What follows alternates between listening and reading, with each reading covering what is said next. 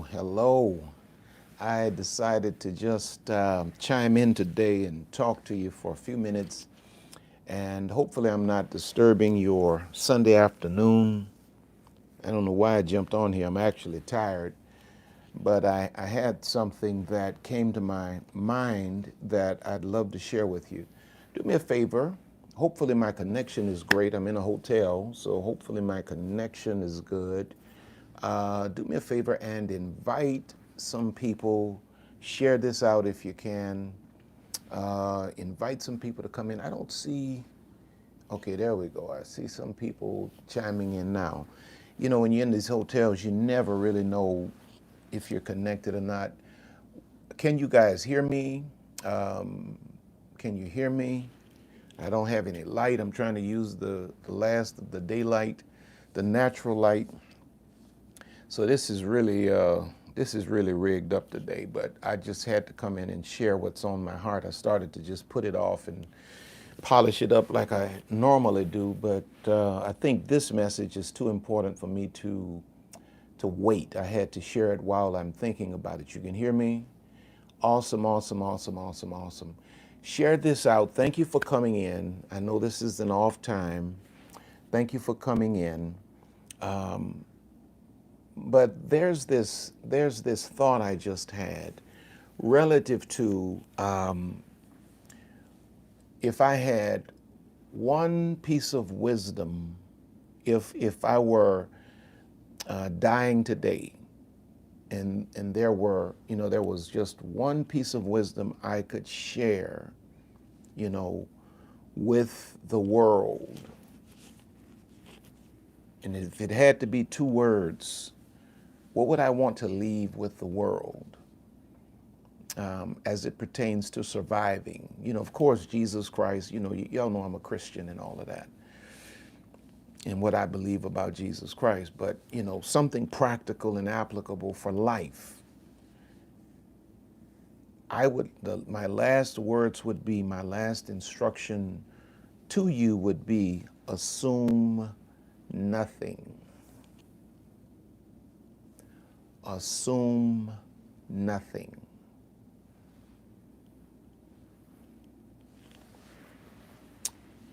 Assume nothing. There are so many of you that are on here right now and will watch the replay of this if I choose to leave it up. I may not. Who are in desperate situations because you assumed. You assumed. You assumed you had what you really didn't have. You assumed you were ready for what you really weren't ready for. You assumed another person felt a certain way. And you see what happens is when we assume, what's going on is we are, how should I say this? We are disengaging the normal and necessary process of relationship. Am I right? Can y'all hear me? We're disengaging the normal process, the normal, healthy, and necessary process of relationship with another person, be it a friendship, be it a workplace relationship, be it a love affair. When you just assume stuff relative to people, you are foregoing your due diligence. You can't assume anything about anybody, because when you assume, what it does is it jumps you beyond the question asking phase. It pushes you beyond the discerning level. There's something in you that drives you to just want to jump to this preferred conclusion about a situation or a person that prevents you from asking any questions that might reveal, bad motives. It prevents you from praying, that the Holy Spirit might show you some things that may be undercover. That's what assumptions do. And just because a thing, comes in a certain package or, looks a certain way or professes to be something, does not mean that that thing is what it is. Some of you right now, and I want you to really, really, truly hear me on this, because this is going to save some of your lives. Some of you right now are making decisions to, go off into the deep end with somebody in some so-called love affair, and is going to end in nothing but a massive soul tie. And you're so head over heels, you've disregarded the counsel of your mother, your father, your friends, your siblings, your spiritual leadership. You're disregarding all of that based on assumptions. You've not had any real deep conversation. You've not really asked any telling questions. You've not interrogated. You've not investigated, and you're so twisted up in the game.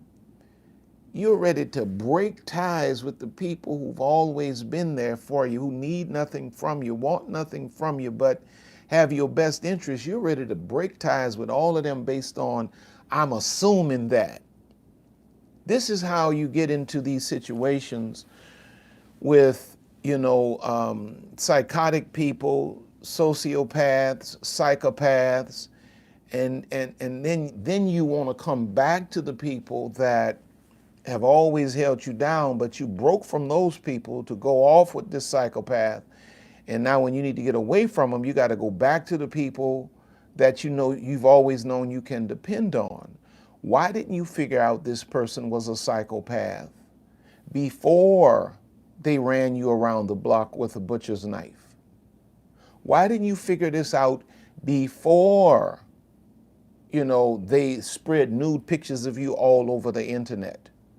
Why didn't you know that this person was a narcissist before you posted your picture and their picture all over the internet, talking about in a relationship, and then 3-4 months later you talking about this person is a crazy narcissist? Why didn't you figure that out? You were assuming. You were assuming. You did not do your due diligence to know certain things. You were assuming. Assume nothing.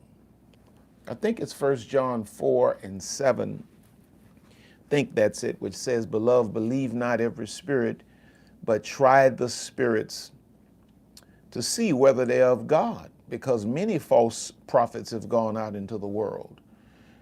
You have to try people, man.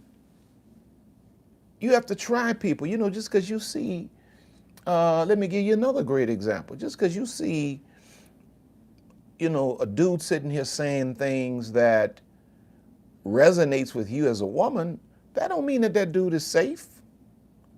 Some of y'all just tying in and just connecting with all of these people who are predators.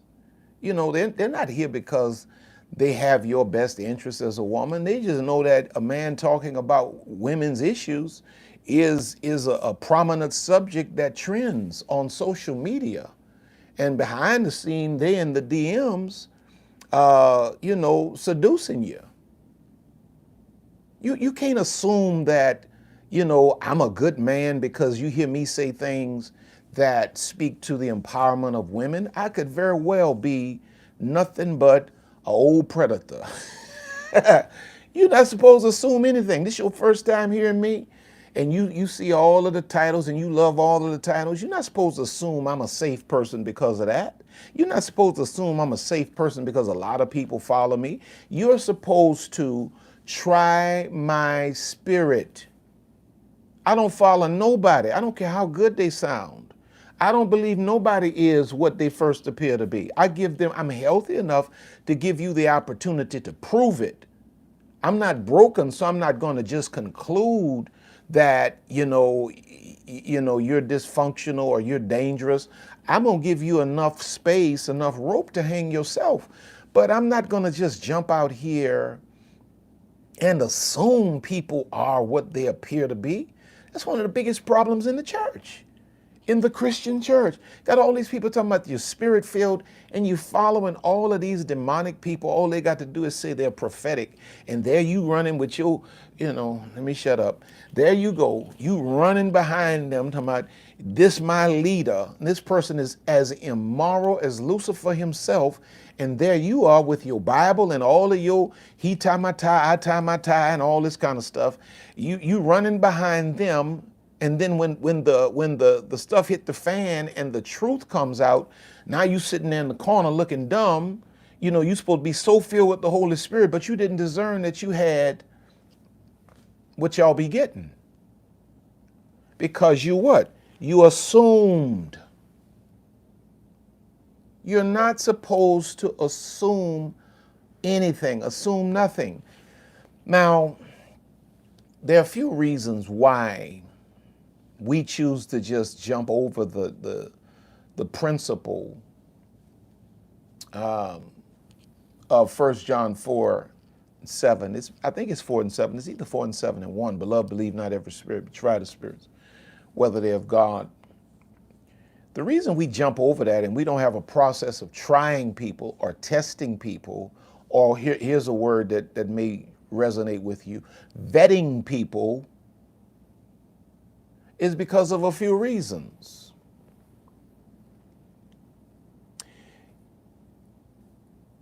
You assume that this person means the same thing towards you that you mean towards them.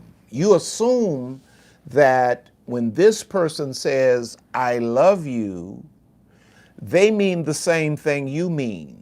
And the reality is a predator can tell you, I love you all day long, but most of the time it simply means, the truth is, I lust after you and I want to position you in a way that I can take advantage of you. So I'll use language that will resonate with you. And if you assume that I mean what you mean, you're going to get caught up in a situationship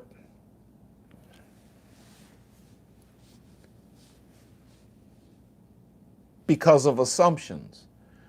You got to ask questions, especially you ladies. Oh, you say you love me. What does that mean? What do you mean when you say you love me? No, explain it. What do you mean? You say you love me. What does that mean? What does that mean? What does that mean?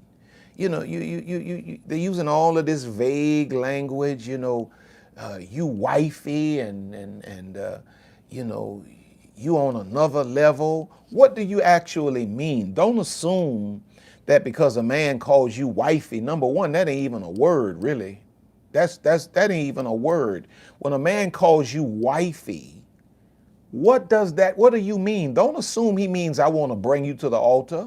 Sometimes he's simply saying to you, I want to put you in a position where you give me husband privileges and benefits without the responsibility, the commitment, or the obligation. But because you assume this guy means I want to bring you to the altar, there you are all in the middle of the bed doing all of these tricks and everything because you think it's leading to the altar, not understanding that once you get up out the bed, it's going to be hard for you to get him on the phone for the next 72 hours. Because you assume nothing. As a pastor, there was a time I assumed that everybody that came through the doors and said, well, I love you. I see your vision. I'm with you. I got you. I'm going to hold you down. I assumed those people meant that and that they were going to be there with me. Man, 80% of them people just, got what they wanted to get and they're gone. I don't assume anything now. You can come in and run your mouth all you want. You're really wasting breath trying to tell me who you are. Just show me who you are because I'm looking. I'm testing everything. I'm not assuming it's gold because it's shining. I'm not assuming it's a diamond because it glitters. No. I'm testing. And the biggest problem I see with women in particularly is that you assume too much. And it's not until after the thing is falling apart, after the police report, that now you're sitting down with a pastor, with a counselor, with your family, and now you're unpacking all of this stuff that you discovered after the fact. Why are you discovering this stuff after the fact? It's because you assumed. You didn't verify. You didn't test. You trusted without testing.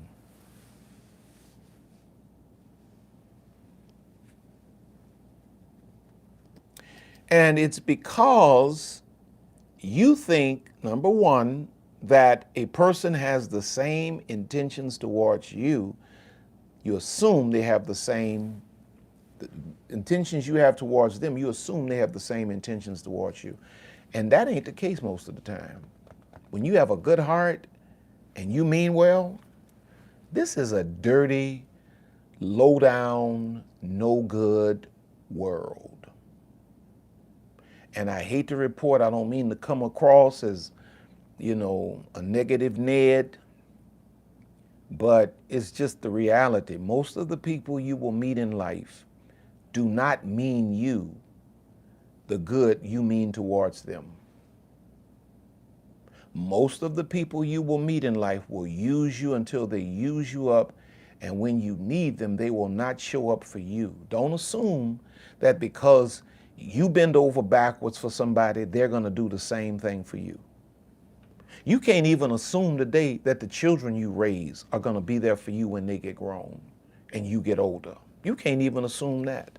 You have to let these children grow up and figure out if this is is this a demon seed I raised or what's really going on here. You can't assume that. That's why you ought not be breaking down their running even to no altar. Just because somebody want to marry you don't mean that they're qualified to be your spouse. You don't assume that a person can be faithful. Know they can be faithful. Test them. And one of the greatest ways a woman can test a man is put the brother on once you throw that thing out there, I ain't having no sex. If a brother doesn't have the discipline to be abstinent, he probably may not have the discipline to be faithful. Because if you can't control your sexuality as a single man, what makes you believe that you're going to be able to control it as a married husband? Because the same lust that drives you to have premarital sex is the same lust that's going to make you become overly familiar with your wife's body and give you the idea that I need something different. Well, if you can't control that lust before marriage, how are you going to control it after marriage? See, you assume that because somebody put a ring on, they're going to be faithful. This ring don't mean nothing, babe. It's not what's on my finger. It's what's in my head and in my spirit that makes me a faithful husband to Lisa Blakes. I'm preaching better than y'all shouting. But you see, she didn't assume that I was going to be that. We had this conversation before we got married. She was like, I don't remember the exact wording, but she was more or less like, can you be faithful? You have a history, homie. Can you be faithful? And she watched me and she tested me. And my mother-in-law, because my mother-in-law was calling for me. My mother-in-law wanted to have some conversation with me, man, because I had a horrible reputation. But nobody assumed that I would be faithful. These were conversations that we had, and I understood the consequences of marrying a woman like this and not being faithful. But she didn't assume I would be faithful. She had to hear it come out of my mouth, and then she watched my actions and my behavior. You got to stop assuming all of this stuff. You're assuming all of this stuff. You putting your children, in jeopardy because you're bringing all of these random people into their lives. You're assuming that people are safe. You're bringing them into your home, around your kids, exposing them to your money because you think that the same intentions you have towards them is what they have towards you, and it's not the case most of the time. Number two, you're assuming stuff because of a person's presentation. You assume that a man got money because he drive up in a fancy car. Most of the broke dudes I know got fancy cars. That car don't mean nothing. That don't mean nothing. You think a car mean that a man got money? Do you honestly think a car means that a man has money? Man, listen, I was driving my daddy's cars going out in the streets, impressing women, and they were impressed by the car. That wasn't my car. I remember one night I was out with a woman in my daddy's car. I tell y'all too much of my business. I'm out with a woman in my daddy's Cadillac. I'm out with a woman in my daddy's Cadillac and mess around and have a wreck. Now, you know, at that time, it wasn't no such thing as take pictures and exchange information. And no. You got to stay there till the police come. I had the woman in the car, and so my mind kicks in. Oh man, I got this woman in my daddy's car and had this wreck. And I said, you know, she gonna be on the police report. I said, look, they had a little diner or something across. I said, can you go sit over there in the diner and wait for me until I get through these police? I don't want you inconvenienced like that. The reality was I couldn't have that woman on the police report because I was riding them down the street in my daddy's car. And y'all assuming that a brother got money because he got a car or he put on a suit, you know, and talk a whole lot of big talk. Most of the dudes that's really got it going on, they ain't out here running their mouth talking about they high value and what they got and what they do. No. All the so-called high value men I know, they ain't out there running their mouth. They quiet. You ain't got to assume nothing. You can look at their track records. You can look at their portfolio. You can see their body of work and see what they got. They ain't got to be out here promoting it. Why are people promoting it? They want you to assume. They want you to assume. Because they present themselves a certain way. And because you're built not to go intellectual, cerebral, or spiritual. You're built to go emotional. So what you see, you know, you're driven by the lust of the flesh, lust of the eye, the pride of life. So a person comes with, you know, a good presentation and they can get you to let all of your guard down. And there you are assuming, I got myself something. Give you another story. Many years ago, I was in Los Angeles, California, a young man, and walking up and down the streets of LA at night. No one should ever do that. A man pulled me to the side and said, bro, look, I'm in some tough spot. I got a solid gold bracelet. And man, this, you know, I'll sell it to you. I think I had $50. I'll sell it to you for 50. I'll sell it to you for 50. And I gave that man my little $50. And I'm walking around, boy, I'm proud of that little bracelet. And I'm noticing that gold is getting dull, you know. I'm like, wow, this must be the real pure stuff. Look how, you know, it's changing colors. And man, I brought that thing to my cousin who worked at a jewelry store at the time once I got back to New Orleans. And my cousin put that thing through something they call the acid test. And that thing started changing multicolors like a rainbow. I told him, man, pull it out of there. He said, bro, you ain't got nothing but brass here. You bought yourself $50 worth of brass, maybe $3 worth of brass for $50. The presentation means nothing without the testing. So when you see somebody that looks the way, and they say all the right stuff, and they're presenting themselves a certain way, you know what? That is not a sign for you to speed up. That's not a sign that, oh, God answered my prayers. God finally sent me what I've been needing. That's a sign for you to slow down, pray, get counsel, discern, assume nothing, test and verify everything.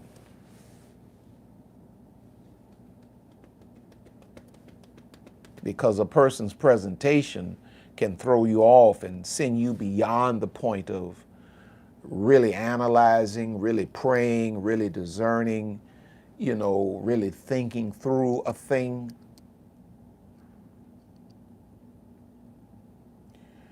I only have 4 points and then I'm out of here. Why do we assume?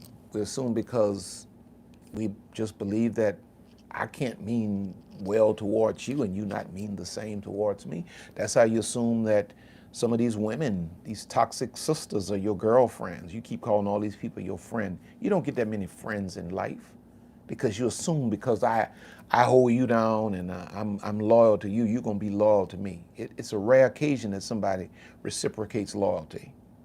Or number 2, the person's presentation. Most of the bums I know are well dressed and polished. presentation means nothing without integrity, without consistency, without character. It ain't about your presentation, babe. I can help you with your presentation, but I can't give you a clean and pure heart. And then number three, you assume stuff because of your personal hopes. You know what I mean? It's like the Bible puts it this way: hope deferred makes the heart sick. You know, it's like you've been let down so much that you're just waiting on a win. It's like a football team that's lost so many games. They're just waiting on a win. And have you ever seen a football team that has lost like 13, 14 games in a row and then they finally win one? And it's like they won the Super Bowl. Well, when you've been disappointed and you've been, let down and you've been rejected, abandoned, and all of these other things so often and so many times, it's like you're just hoping for this to be the real deal. And so it's like, my heart can't take the truth. So, I'm gonna cross my fingers, close my eyes, and pray that this is the real deal, because I just gotta have a win. Babe, it's much better for you to do your due diligence, go through your process of trying and testing and finding out you got another devil, then allow this person to eat up 3, 4, 5, 6, 7, 8, 9, 10 years of your life to finally come to the conclusion that I ain't had nothing in the beginning. You actually knew it before you started. But you see, your toxic hopes caused you to blindfold yourself. You didn't want to look at it. You didn't want to see it. You didn't want to see it. You didn't want to acknowledge it because you're just hoping so much. And see what happens is you go to looking at everybody else and you go to comparing your situation to everybody else. All of my friends are married. We rarely talk about if they're happily married. All of this Instagram marital bliss ain't real. All these people on Instagram with all of this, most of them people, a lot of them people, man, they shooting at one another, police visiting there every weekend. But you just looking at everybody that had a wedding, everybody got a ring, and I don't have nobody. So your toxic hopes that stem from your broken consciousness causes you to shut down your spiritual and your cerebral process of discerning or testing an individual for who they really are. And so you just jump over all of that and you assume this is God answering my prayers. And the reality is this is just the product of your toxic hopes that stem from your lack of self-perspective and even a lack of self-love. You move into a place where you just keep on doing this. You keep letting people into your life without testing or trying these people. You move from the position of a victim to a volunteer. You move from the position of a victim to a volunteer because of all of these toxic. I don't care how much I'm hoping and wishing and praying. It's got to be real. It's got to be real. What good is it if it's not real?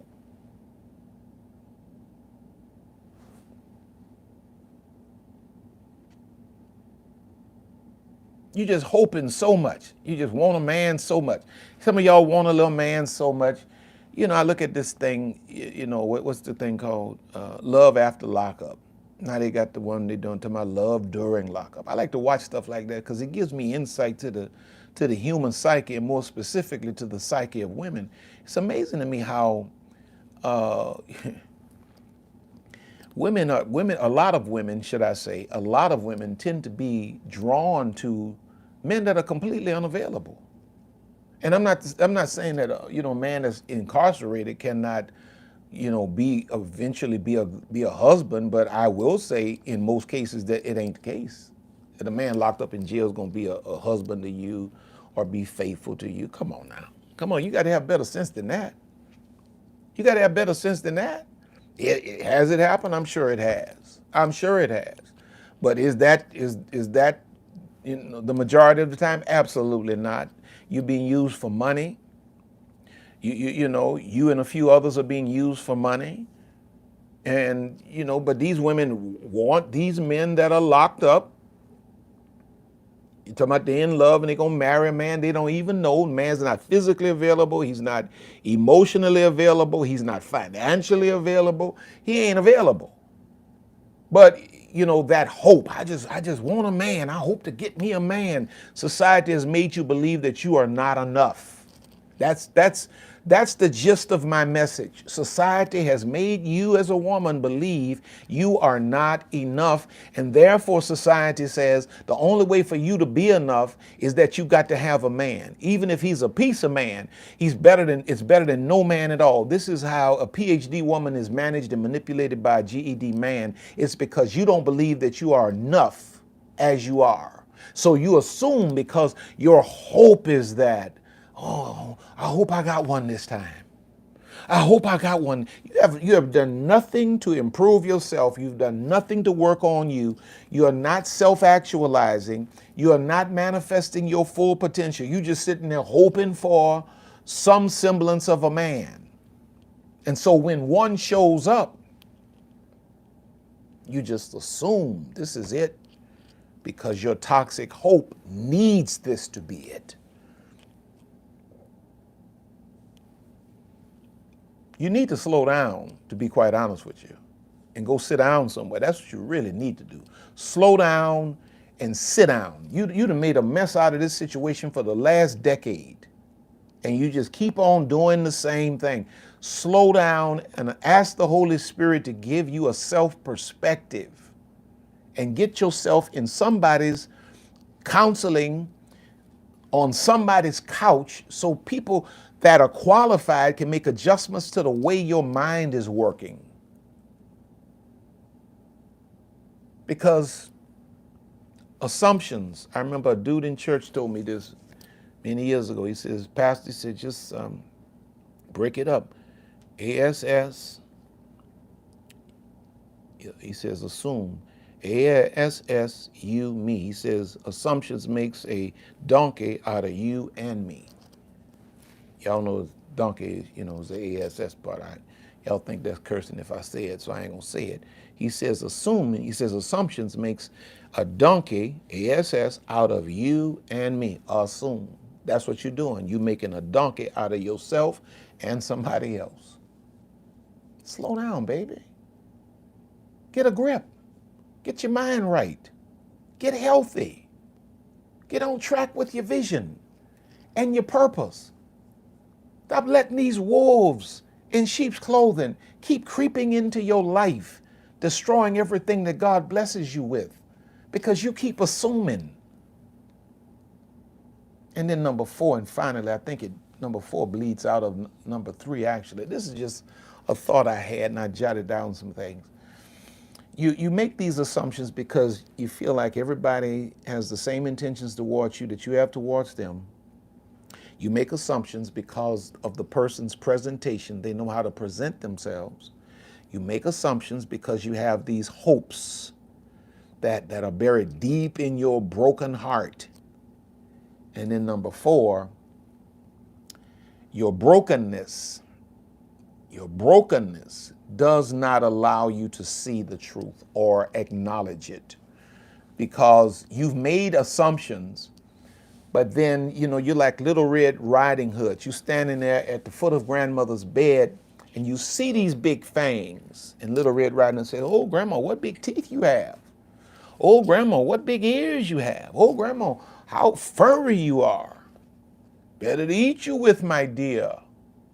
You see all of this stuff, but your brokenness won't allow you to acknowledge the truth. And it's not until after everything blows up and it's gone as far as it can go, and then you say, I knew it, I knew it, I knew it, I always knew it. Well, you got to be smart enough and you got to love yourself enough to not only know it, but to face it, to move away from it. Why do you keep allowing people into your life that continue to break you? You don't love yourself yet. When you fall in love with yourself, you're not going to allow people into your life that constantly break you. But right now, your brokenness won't allow you to acknowledge the truth that you know. You shall know the truth, and the truth shall set you free. So there are people who say, well, you know, I like your content, but I don't like your tone. Well, I mean, I guess I get it. But, you know, I mean, if you drowning, you know, or better example, if a lion is running at you and he's 100 yards away, do you want me to politely say, a lion is coming, a lion is coming, excuse me, a lion is coming?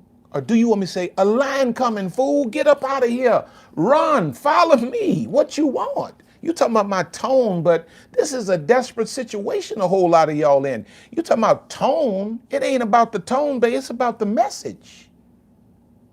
Some of you all, you're gonna have to hear what I'm saying because it's a matter of life or death. Oh, excuse me, may I have a word with you? May I have a word with you? A lion's coming, he's growling and he's running at you. May I have a word with you? I don't want to offend you with my tone. Holler at me. If you got to slap me upside my head, slap me upside my head. Just get me out of here. Just get me out of here. And some of y'all, the lion is coming. And all I'm saying is, you got to deal with this brokenness in you that won't allow you to face the truth. You know this situation you're dealing with now ain't going nowhere. You know this situation ain't going nowhere. You know it's not going anywhere, but you don't want to face the idea that you don't have an actual relationship. You gonna give a person a year of your life, 6 months of your life, 3 months of your life, 2 months, much less 7, 8, 9, 10 years, because your brokenness won't let you face the truth. All I got to do is just come and whisper in your ear and tell you a bunch of lies, and there you are back on the merry-go-round again, going round and round and round and round. Round and round. You on a fast ride that makes you dizzy. Go check out Father-Daughter Talk. I describe it in there. That's the dude that put you on a fast ride, make you dizzy, and when it stops, you're in the same place you were when you started. You haven't gone anywhere. You just been on a trip because your broken consciousness won't let you face the truth. When you start facing the truth, you're gonna start, we know when you're facing the truth because you start changing your moves. You start changing your position. You stop side chicking, believing that that's gonna lead to wifey, which ain't even a word. You stop side chicking. You stop letting a man make you a secret,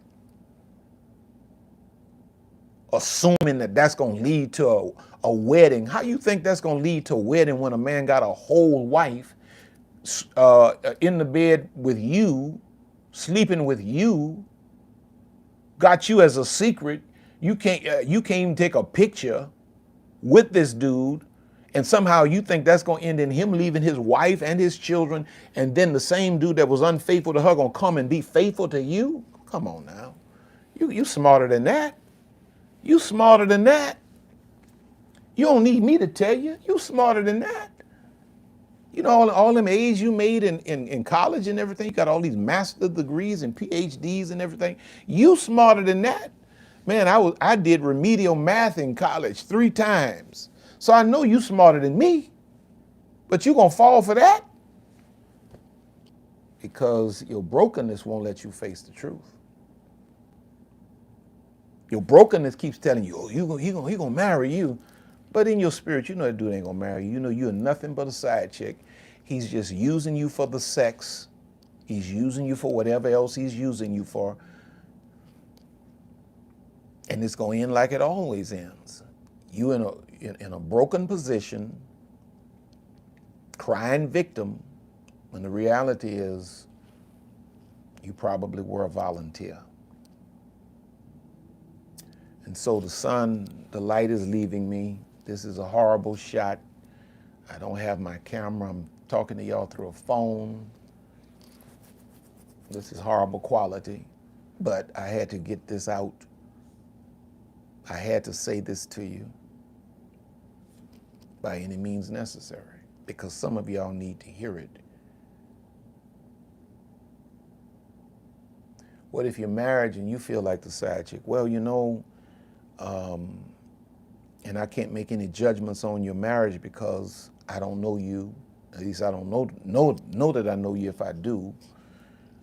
Just because you have a wedding doesn't mean you have a marriage. And marriage is really, you know, when you start talking about having a marriage, it's more about how a person makes you feel. You know what I mean? And then I'm not talking about in a sexual way. When you really, when you're married to a person and they're married to you for real, they make you feel safe. They make you feel seen. They make you feel important. They make you feel like the priority. You know what I mean? That's the thing that keeps Lisa and I together as we begin to grow older together. You know, we're in our 50s now. We were in our 20s when we first started. But you know, we're married. And just because you have, you know, a piece of paper that ties you legally to somebody doesn't mean you have a marriage yet. And so if that's the way your husband is making you feel, I think you have to make that known. I think you have to get into some kind of counseling, marital counseling. And I think if he really loves you, he will honor your wishes. I really do.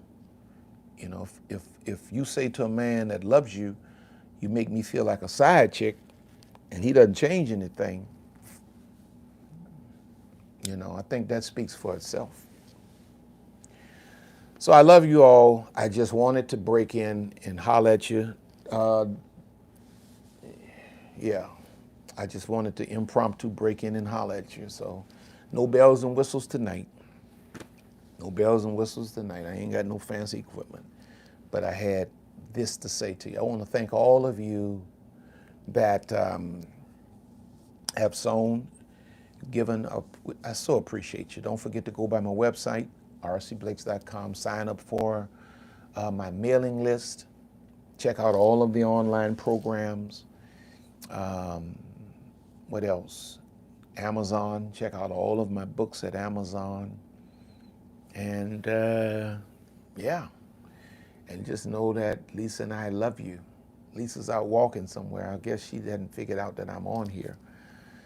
I'm in a different part of the country. But I love you all, and I want you to have a great, great afternoon. And just know that somebody's praying for you. But think about some of the things we talked about tonight. God bless you all. I'll talk to you real soon.